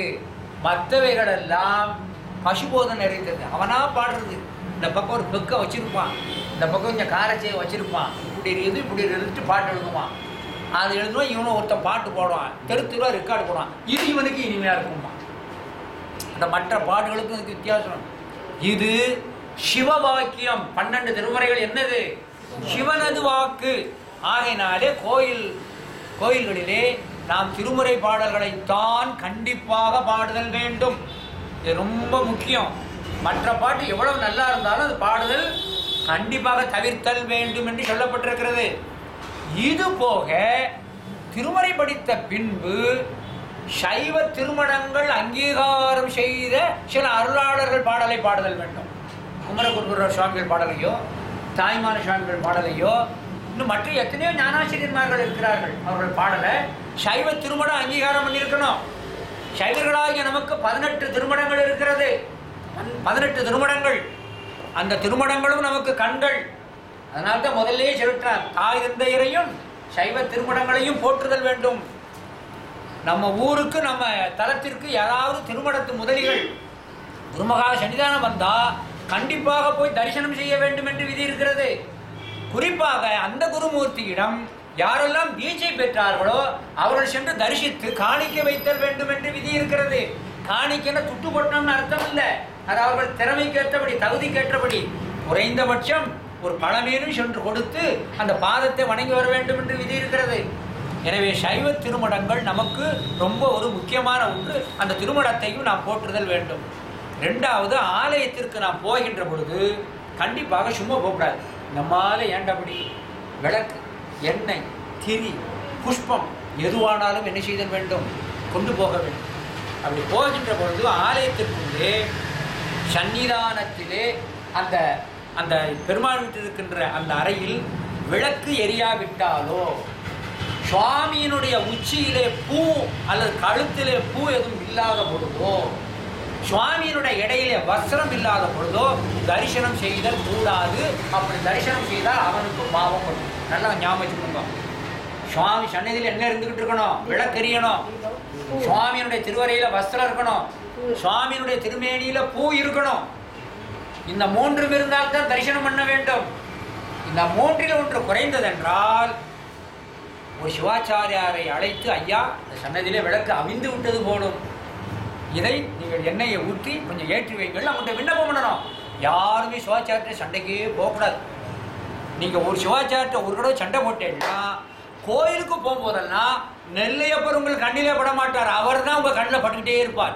மனசில் நெருடல் வந்துகிட்டே இருக்கும். கோயிலில் யாருகிட்டையும் சண்டை போடக்கூடாது. அது நம்ம ரொம்ப முக்கியம். ஏன்னா குற்றங்கள், குறைகள், எல்லா தப்பும் கோயிலுக்குள்ளே நடக்கும். பார்த்துக்கிட்டு சுவாமி இதெல்லாம் பார்த்துக்கிட்டு நீ எப்படி இருக்கு இப்படி தான் இருக்கணும்.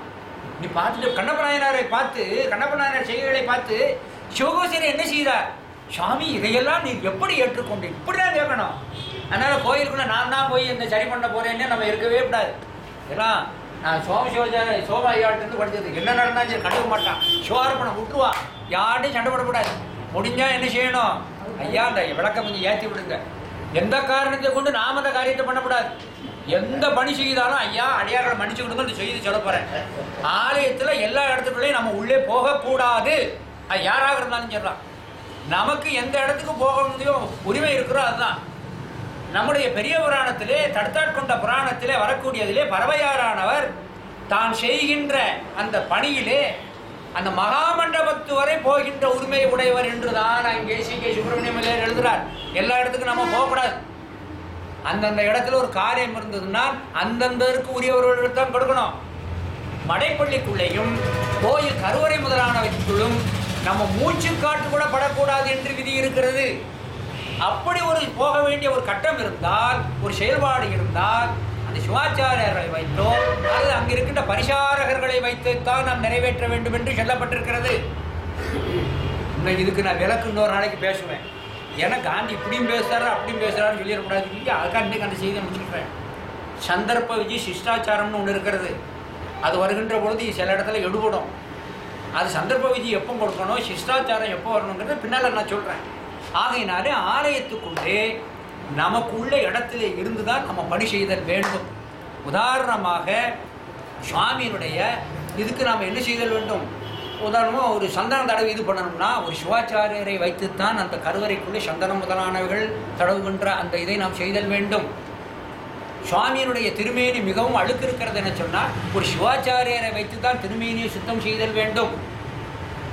அதான் ரொம்ப விதி என்று சொல்லப்பட்டிருக்கிறது. இதையெல்லாம் நாம் செய்தல் கூடாது, செய்ய வேண்டும் என்று ஆசைப்படுதல் கூடாது.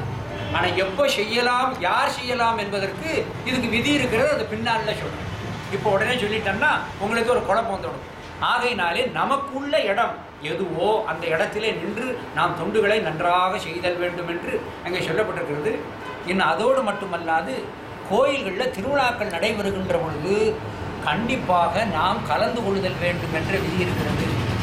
பெரிய புராணத்தை எடுத்துக்கொண்டால் இந்த கோயிலில் திருவிழா நடக்கின்ற பொழுது அந்த திருவிழாவினை தரிசிக்க பிரம்ம விஷ்ணு முதல் தேவர்கள் வரை மானுட வடிவத்தை எடுத்து நம் மத்தியிலே இருந்து பெருமானை தரிசனம் செய்கிறார் என்று சொல்லப்பட்டிருக்கிறது. ஆகையினால திருவிழா காலத்தில் சுவாமி எழுந்திருப்பு வெளியே வருகின்ற பொழுது நம்ம தேடி வார அவரை நாம போய் பார்க்க வேண்டாமா? ஆகையினால என்ன செய்தல் வேண்டும்? நாம் அவரை வந்து சேவிக்கணும். நம்ம சேவிக்கின்ற பொழுது ஏற்கனவே அவரை தரிசனம் செய்வதற்கு யார் வருகிறார்கள்? பிரம்ம விஷ்ணு எல்லாரும் வந்திருப்பா. நம்முடைய கண்ணுக்கு புலப்பட மாட்டார்கள். அவர்களது திருநோக்கம் நம்மேனியிலே படுகின்ற பொழுது நமக்கு ஒரு நல்ல புண்ணியங்கள் கிடைக்கும், நல்ல புத்தி வரும். ஆகையினாலே திருவிழா காலத்தில் நாம் கண்டிப்பாக பெருமானை கொண்டு நாம் என்ன செய்தல் வேண்டும்? செய்தல் வேண்டும். ரெண்டாவது, ஆலயத்திற்கென்று நாம் கொண்டு செல்லுகின்ற எதையும், புஷ்பமானாலும் சரி, எண்ணெய் ஆனாலும் சரி, வஸ்திரமானாலும் சரி, இதை ஆலயத்திற்கு கொண்டு செல்லுகின்ற பொழுது பெருமானுக்குரிய காரணத்தினாலே அவைகளை நம்முடைய நாவிக்கு கீழே கொண்டு போயிடக்கூடாது. திருமுறை புஸ்தகம் ஆனாலும் சரிதான், எண்ணெய் திரி ஆனாலும் சரிதான், வஸ்திரம் ஆனாலும் சரிதான், சாமிக்கு ஊற்றக்கூடிய பாலே ஆனாலும் சரிதான், அவைகளெல்லாம் நம்முடைய நாவிக்கு மேலாக வைத்து என்ன செய்தல் வேண்டும்? கொண்டு வர வேண்டும் என்று விதி இருக்கிறது. ஏன்னா அவ்வளவு பெருமையாக நினைச்சு சுவாமிக்கு அவ்வளவு சுத்தமாக கொண்டு போய் நம்ம சேர்க்க வேண்டும் என்று விதிக்காக அப்படி சொல்லப்பட்டிருக்கிறது. எனவே எந்த பூ எதை எடுத்தாலும் என்ன செய்யணும்? ஒரு பூ குடல் இல்லையோ அல்லது மற்ற இதில் போட்டு தோளிலே தொங்க போட்டு செல்லுதல் வேண்டும் என்று விதி சொல்லப்பட்டிருக்கிறது. ஆகினால குறைந்தபட்சம் நம்மால் எந்த அளவுக்கு பின்பற்ற முடியுமோ அந்த அளவுக்கு நான் பின்பற்றுதல் வேண்டும் என்று சொல்லியிருக்கிறேன். ரெண்டாவது, ஆலயத்திற்கு போனால் நம்மால் அந்த தொண்டு கண்டிப்பாக செய்யணும். உதாரணமாக ஒரு இடத்துல குப்பை இருக்குன்னு சொன்னோன்னா அதை கண்டிப்பாக எடுக்கணும். ஒரு இடத்துல நிர்மாலயம் கிடக்கிறதுன்னு சொன்னோன்னா இந்த நிர்மாலயத்தை யாரேனும் உதித்தால் அது பாவத்திற்கு ஆளாவார்கள் என்று அந்த நிர்மாலயத்தை எடுத்து என்ன செய்ய வேண்டும்? அதற்குள்ள இடத்திலே நாம் சேர்த்தல் வேண்டும். இதெல்லாம் சொல்லப்பட்டிருக்கிறது.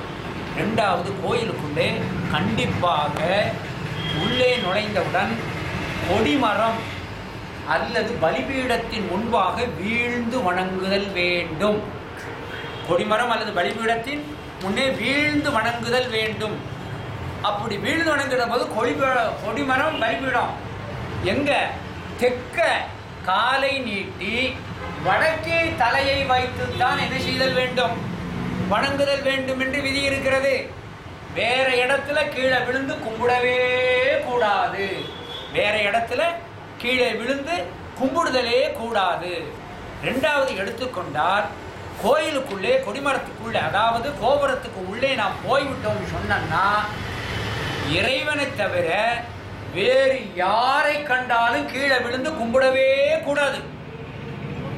திருமணத்துக்கு முதலியே வந்தாலும் சரிதான், தர்மபுரம் திருவாவடுதுறை குருமக சன்னிதானமே வந்தாலும் சரிதான், நேர் வணக்கம் தான். கோயிலை விட்டு வெளியே வந்த பிறகுதான் அவங்க பாதத்தில் விடணும். கோயிலுக்குள்ள யாருக்கிடையும் காலில் விழுந்து வணங்கக்கூடாது. அது ரொம்ப முக்கியம். ஏன்னா கண்டவங்க யாராவது வந்தாங்கன்னா உடனே கீழே விழுந்து கும்பிடுறது, கண்ட இடத்துல விழுந்து கும்பிடக்கூடாது. நேர் வணக்கம் கண்டிப்பாக சொல்லணும். நேர் வணக்கம் சொல்லணும், தலைக்கு மேலே கூப்பின்னு சொல்லலாம். கீழே விழுந்து கும்பிடுதல் கூடாது. அதைத்தான் சொல்லப்பட்டிருக்கிறது. கீழே விழுந்து கோயிலுக்குள்ள பெருமானை தவிர யாருக்குமே கிடையாது. ரெண்டாவது, தெற்கே என காலை நீட்டி வடக்கே என்ன செய்யணும், இது பண்ணணும். இது பெண்களுக்கு 5 நமஸ்காரம், அதாவது 5 அங்கம் பண்ணணும், பஞ்சாங்க நமஸ்காரம். ஆண்களுக்கு பஞ்சாங்கம் அட்டாங்க நமஸ்காரம் ரெண்டும் இருக்கிறது.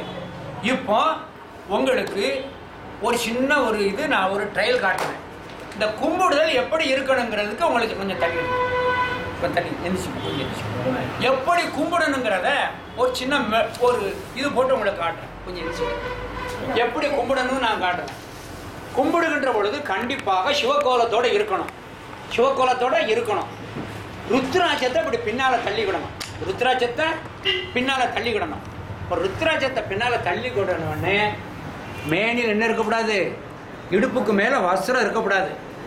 இடுப்பு மேலே வஸ்திரம் இல்லாமல் சுவாமி எப்படி கும்பிடணும்னா இப்படி விழுந்து இப்போ நான் சொல்லி காட்டுற மாதிரி நான் வந்து பஞ்சாங்கட்டாங்க நமஸ்காரம் செய்கிறத விட எப்படி கும்பிடணும்னு சொன்னேன். இப்படி வடக்கு நோக்கி இப்படி விழுந்து முதல்ல இப்படி பண்ணி இப்படி 2 கைகளை இப்படி கூப்பிக்கிடணும். இப்படி கூப்பிட்டு இப்படி இந்த கால்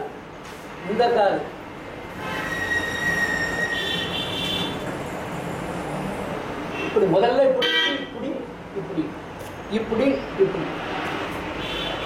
இப்படி இப்படி குறைஞ்சது 3 பட்சம்.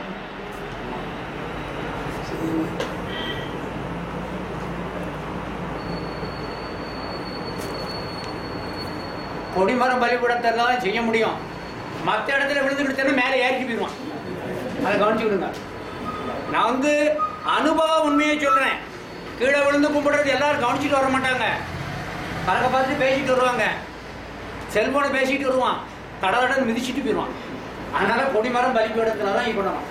இப்படி எல்லா அங்கமும் இது என்னென்ன அங்கங்கிறது உங்களுக்கு தெரியும். 8 அங்கம். அந்த பிறகு நான் விளக்கமாக சொல்றேன். ஆகையினால இப்படி விழுந்து இப்படி செஞ்சாதான் இதுக்கு பேர் வணக்கம்னு பேரு. இப்படி பண்ணுறதான் இறைவனுக்கு அடிமைங்கிற அர்த்தம் ஆகும். அப்படி அந்த இது அடக்கம் வந்தால் தான் என்ன ஆகும், இறைவன் நம்மளை வந்து லேசாக கண்ணை திறந்து பார்ப்பார். நம்ம ஏதோ காரியத்துக்கு வந்திருக்காங்க.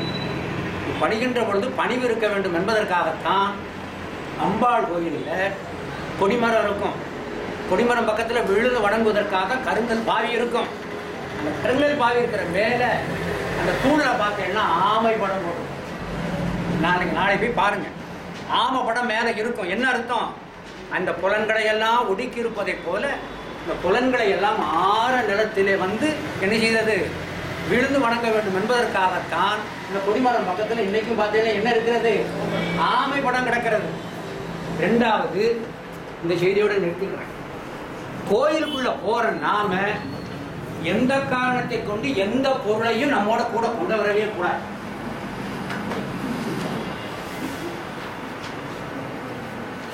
எல்லா பொருளும் கொண்டு வரக்கூடாதுன்னா திருநீரும் சேர்த்துதான். திருநீரை விட்டு கொண்டு வரணும்னா திருநீரை பெற்ற பின்பு சிவாச்சார் அங்க சண்டேஸ்வரர் முன்னே சன்னதியிலே சென்று, பெருமானே என் மனைவி இன்று வர முடியவில்லை, அவளுக்காக கொண்டு செல்கிறேன் என சொல்லி அனுமதி பெற்று கொண்டு வர வேண்டும் என்றுதான் விதி இருக்கிறது. கோயிலுக்குள்ள போற நாம நமக்கு கொண்டு வருவதற்கு கோயில் சொத்து என்ன உரிமை இருக்குன்னா, இப்ப நான் கீழே விழுந்து கும்பிட்டோம் இல்லையா, கீழே விழுந்து கும்பிட்டும் போது அந்த இடத்துல இருந்த தூசி அழுக்கு இருக்குல்ல, அது ஒண்ணுதான் நம்மளோட வருகிற. இந்த தூசி அழுக்கு எந்த அளவிற்கு ஒருவன் உடம்பிலே ஒட்டுகிறதோ அந்த அளவிற்கு சிவபுண்ணியம் அவனிடம் சேர்ந்து வருகிறது என்ற பொருள் உண்டு. அதான் ரொம்ப முக்கியம். எந்த அளவுக்கு தூசி அவன்கிட்ட ஒட்டி இருக்கோ அந்த அளவுக்கு, எந்த அளவுக்கு புழுதி ஒட்டி இருக்கோ அந்த அளவுக்கு தான் என்னது புண்ணியம் கிடைச்சுன்னு அர்த்தம். தூசியே ஒட்டக்கூடாதுங்கிறதுக்கு தானே நாம என்ன செய்யறோம், கீழே விழுறது இல்லை. ஆனா சிவகாந்தி என்ன பேசுறாரு, புழுதி ஒட்டணுங்கிறாரு. நான் என்ன செய்யறது, நூல்கள் அப்படிதான் பேசுகிறது. புழுதியின் அளவு சிவபுண்ணியத்தின் அளவு. எதிலே சொல்லப்படுகிறது? கச்சியப்ப முனிவர் பேரூர் புராணத்தில் சொல்றார். கச்சியப்ப முனிவர் பேரூர் புராணத்தில் உடம்புல கும்பிடுகின்ற பொழுது அந்த புழுதிதான் உனக்கு இரு பிணியை தீர்க்கிறதுங்கிறார். அந்த பாட்டை படிக்கிறேன். குருமணி மாடனில் கோயில் தாழ்ந்து எழ, கோயில்ல விழுந்து கும்பிடுறது எழ, மருவிய புழுதியின் மண்ணு தேகத்தால். இந்த உடம்புல என்ன ஒட்டணுமா? புழுதி ஒட்டணுமா? அடுத்த வகுப்பு யாருமே வரமாட்டீங்க, நிச்சயமா வரமாட்டீங்க. அதை நான் குறிச்சுக்கிட்டேன். யார் வரலன்னு நான் குறிக்கிறதுக்கு தான் எனக்கு அட்டனன்ஸே போட்டு வாங்கிட்டேன். யார் வரலங்கிறது எனக்கு தெரியும். அடுத்த வகுப்புக்கு யாரெல்லாம் வரான்னு அடுத்ததுலேயும் அட்டன்ஸ் எடுத்து பார்த்துருவேன். தொடர்ந்து யாரும் வர்றாங்க, இவன் நமக்கு ஒத்து வராதுன்னு எத்தனையோ ஒதுக்குறாங்கிறத நான் பார்த்துக்கிடுவேன். ஆகையினால என்ன அர்த்தம்? குருமணி மாடனில் கோயில் தாழ்ந்து எழ, மருவிய புழுதியின் மண்ணு தேகத்தால். இந்த உடம்புல எந்த புழுதி ஒட்டி இருக்கிறோம் அந்த அளவிற்கு ஒரு பெருதக்கம் உவந்து செய்தவர்கள், அவங்க அப்படியே கோயில வரம் வந்தவர்கள். இரு வகை பிணியோடு அவங்களுக்கு 2 நோய் நீங்குதான். 2 பிணி. 2 பிணி என்னவென்றால், இந்த உடம்பிலே இருக்கிற ஒரு நோய் வாதம், பித்தம், சிலோத்துமத்தால் வரக்கூடிய ஒரு நோய். இன்னொரு நோய் இந்த உடம்புக்குள்ளே இருக்கின்ற உயிரை பற்றி இருக்கின்ற ஆணவம் கண்மம் மாயை அந்த நோய். இந்த 2 வகை நோய்க்கும் ஒரே மருந்து எது? 2 in 1 எது? கோயில் முன்னால விழுந்து வணங்குறது தான். ஆகையினாலே தான் அழகாக அந்த நூலிலே ஒரு பெருதக்கன் வர செய்தவர்க்கு 2 வகை பிணியோடு வறுமை ஏகுமே. அப்படி செய்தானால் இவனிடம் சிவனது ஐஸ்வர்யம் வந்துவிட்டது என்பதற்காக அவன் குடும்பத்திலே இருந்த வறுமை இவனை விட்டு ஓட்ட முடிச்சு ஓடுமா. அப்போ கோயிலில் என்ன செய்யணும்? நாம வெட்கப்படாம, நான் உங்களை நான் சொல்லலை, நீதி சொல்றேன். நாம எந்த அளவிற்கு சுவாமி முன்னால வீழ்ந்து வணங்குகிறோமோ அந்த அளவிற்கு நமக்கு சிவபுண்ணியம் வந்து சேரும் என்பதை அழகாக இங்கே சொல்லப்பட்டிருக்கிறது. செய்திகள் நிறைய இருக்கிறது. ஆகையினால பின்னொரு சமயத்தில் இது இன்னும் நம்ம விளக்கமாக நாம் பார்க்க இருக்கிறோம். ஆனால் ஒரு கருத்தை தெரிந்து கொள்கிறேன். இன்னைக்கு சொன்னதனுடைய கருத்து, சைவர்களானவர் காலையில் எழுதல் வேண்டும், காலையிலே ஸ்நானம் செய்தல் வேண்டும், செய்தவர்கள் திருநீர் அணிந்து தியானம் ஜபம் முதலியானவை இடைவிடாது செய்தல் வேண்டும். தன்னுடைய இந்த இறைவனுக்கோடு சம்பந்தப்பட்ட நித்திய கடமை செய்யாமல் உணவு உண்ணுதல் கூடாது என்று சொல்லப்பட்டிருக்கிறது. நித்தமும் ஆலய தரிசனம் போக வேண்டும் என்று சொல்லப்பட்டிருக்கிறது. ஆலய தரிசனத்தின் போது அடியார்களையும் சேர்த்து தரிசிக்க வேண்டும் என்று சொல்லப்பட்டிருக்கிறது. அத்தோடு மட்டுமல்லாது ஆலயத்திற்குள்ளே சென்று நித்தலும் அடியார்களோடு இணங்கி இருத்தல் வேண்டும். அது ரொம்ப முக்கியம். அடியார் கூட்டத்திலிருந்து நம்ம விலகவே கூடாது. அடியார்களோடு இணங்கி இருத்தல் வேண்டும். ஆகையினாலே ஒரு அடியார் நாம் சந்தித்து வணக்கம் சொல்லிக்கொண்டே இருக்க வேண்டும். திடீரென்று நான் முத்துக்குமார் சாமி 4 நாள் பார்க்கலன்னா உடனே நான் விதியை சொல்கிறேன், அதுக்காக அவர் வீட்டுக்கு போயிடாதீங்க. மறுநாள் 4 நாள் பார்க்க முடியாட்ட உடனே அவர் இல்லம் சென்று, ஐயா தங்களை 4 நாள் பார்க்க முடியலையே, ஏதாவது வெளியூர் போயிட்டீங்களான்னு அப்படி கேட்கணுமா. ஒரு குழந்தையானது தன்னுடைய தாயை காணவில்லை என்றால் எப்படி தேடுகிறதோ அதே போல ஒரு அடியாரை பார்க்க இயலாவிட்டால் 3 நாட்களுக்குள்ள பொறுத்துக்கிடணுமா. 3 நாளைக்கு மேலே ஆயிட்டுன்னா அந்த அடியாரை சென்று நாம் என்னன்னு உஷாவ வேண்டும் என்கிற ஆர்வத்தில் போகணும்னு சொல்லப்பட்டிருக்கிறது. ஆகையினாலே இந்த அடியார்களை நாம் உஷாவுதல் வேண்டும். அடுத்தபடியாக சிவாலயத்தில் நாம் செய்கின்ற எந்த தொண்டையும் எதையுமே நான் செய்தேன் என்ற எண்ணம் இருத்தல் கூடாது. அடுத்தபடியாக நாம் எடுத்துக்கொண்டால் நம்முடைய சைவத்தின் கண்ணே சொல்லப்பட்டிருக்கிறது, தாய் தந்தையர் இருப்பவர்களை போற்றுதல் வேண்டும், நம்மை விட்டு சென்றவர்களுக்கு பிதிர்கர்மம் செய்ய வேண்டும் என்றும் சொல்லப்பட்டிருக்கிறது. இது சைவனுக்கு உரிய ஒழுக்கம். இந்த தர்ப்பணம்ங்கிறது சைவனுக்கு கண்டிப்பாக அது விதிக்கப்பட்டிருக்கிற விதி. கண்டிப்பாக அந்த தர்ப்பணத்தை செய்தல் வேண்டும். அடுத்தபடியாக எடுத்துக்கொண்டால் உங்கள் எல்லோருக்கும் விண்ணப்பம், கண்ட செய்திகளை நம்பாதீங்க. 2வது, இப்போ நான் சொல்லக்கூடியது மாற்று கருத்து இருந்தால் தயவு செய்து அதை ஏற்காண்ட கேட்க வேண்டாம். இந்த யோகாசனம் என்று சொல்லக்கூடியதெல்லாம் அது உடலுக்கு உரியதே அன்றி உயிருக்கு உரியது அல்ல. ஆகையினாலே உயிருக்கு பயனற்றதாக சொல்லப்படுகின்ற யோகாசனத்தை நம்பி நீங்கள் போவது உங்களுடைய விருப்பத்தை பொறுத்திருக்கிறது. ஆனால் யோகாசனம் என்று சொல்லக்கூடியது சிவத்தை அடைவதற்கு ஒரு சாதனமாக துணை புரியும். உடல் வலு கொடுப்பதற்கும் அந்த மனமானது ஒரு அந்த ஃப்ரீனஸ்ன்னு சொல்கிறோமே, ஒரு சுதந்திரத்தன்மை பெறுவதற்கும் அது ஒரு சாதனமாக பயன்படுத்தப்படும். ஆனால் அந்த சாதனத்தை எல்லாம் தரவல்லது அடியார் இணக்கமும் சிவ தோத்திரமும் நமக்கு கொடுக்க வல்லது. ஆகையினாலே இந்த யோகாசனம் என்று சொல்லக்கூடியதெல்லாம் அது உயிருக்கு பயன்படாதது. உடம்பை கொழுக்க வைக்கணும், உடம்பை நல்லா வச்சுக்கணும் என்ற அந்த உடலை காதலிக்கிறவர்கள் விரும்புகிறவர்களுக்குத்தான் அது என்று சொல்லப்பட்டிருக்கிறது. மாற்று கருத்து உள்ளவர்கள் பொறுத்து கொள்க. அவ்வளோதான், நான் இது மேலே சொல்ல மாட்டேன். ஆகையினாலே நமக்கு யோகாசனம் என்பது, ஆனால் யோகாசனம் இதெல்லாம் இருக்கிறது. யோகம் தியானம் முக்கியம். நம்முடைய சைவத்திலே வேறொரு முறையாக சொல்லப்பட்டிருக்கிறது, உரிய ஆசானை அடைந்து அந்த முறைப்படி சென்றால்தான் அது நடக்கும். ஆகையினாலே நாம் பத்திரிகை செய்திகளை நம்புதல் கூடாது. இந்த யோகாசனம் முதலியவர்களை நாம் பெரிதென நினைத்து திசை மாறியும் போயிடக்கூடாது. ஏன்னா நான் இது ஏன் சொல்ல வேண்டியிருக்குன்னா, நல்ல பக்தர்களாக இருப்பவர்கள் கூட யோகாசனத்துக்கு போயிட்டு கோயில் பக்கம் வராமல் நிறுத்த பேர் இருக்காங்க. அது ரொம்பவே நான் கூட பார்த்தேன். அதனால் யோகாசனம் என்ன சொல்லக்கூடியது உடலுக்கு, அது பயனற்றதுன்னு சொல்ல மாட்டேன். எதற்கு பயனற்றது? உயிருக்கு பயனற்றது. அதுதான் நமக்கு வேண்டியது முக்கிய பேர். அது ஒன்று தான் நமக்கு இதை தவிர. ஆகையினாலே நாமெல்லாம் சைவத்திலே நிறைய ஒரு ஒழுக்கங்கள் சொல்லப்பட்டிருக்கிறது. நம்மால் கடைபிடிக்க முடிந்ததைத்தான் சொல்லப்பட்டிருக்கிறது. அதனால் முடிந்தவரை நாம் பின்பற்றி நாமெல்லாம் உதாரண அடியார்களாக மற்றவர்களுக்கு திகழுதல் வேண்டும். இதுதான் என்னுடைய விண்ணப்பம். நாம் ஒரு உதாரண அடியார்களாக மற்றவர்களுக்கு திகழ்ந்தால் பின்னே வருகின்ற சந்ததிகளுக்கு நாம் அது செய்கின்ற ஒரு பெரிய உபகாரமாக அமைகளை தெரிந்து கொண்டு, இந்த நாளிலே எனக்கு தெரிந்த அளவிலே ஒரு பொது நீதிகளை மட்டும் உங்களிடம் கூறியிருக்கிறேன்.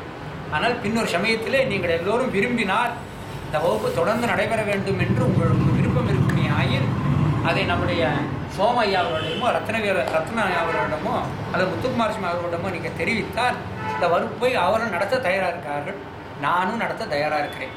அதனால் இது யாருக்குமே செலவு இருக்கக்கூடாது, உங்களுக்கு இருக்கக்கூடாது, யாருக்குமே செலவு இருக்கக்கூடாது. அதனால் எளிய முறையிலே இந்த ஞானாமுதத்தை பழகி சொல்வோம் என்பதை தெரிவித்து கொண்டு, எளியனையும் பொருளாக கொண்டு செயல்பட்டு உங்கள் அனைவருக்கும் நன்றி. நான் கூறிய கருத்துக்களே மாற்று கருத்துக்கள் இருந்தாலுமே அதில் சிலர் மனதிலே அது நெருடல் ஏற்படுத்தியிருந்தாலும் பொறுத்து கொள்கை என கேட்டுக்கொண்டு மீளவும் சந்திப்பதை நன்றி செலுத்தி விடைபெறும். நன்றி, வணக்கம். நம்ம பார்வதி பதையே.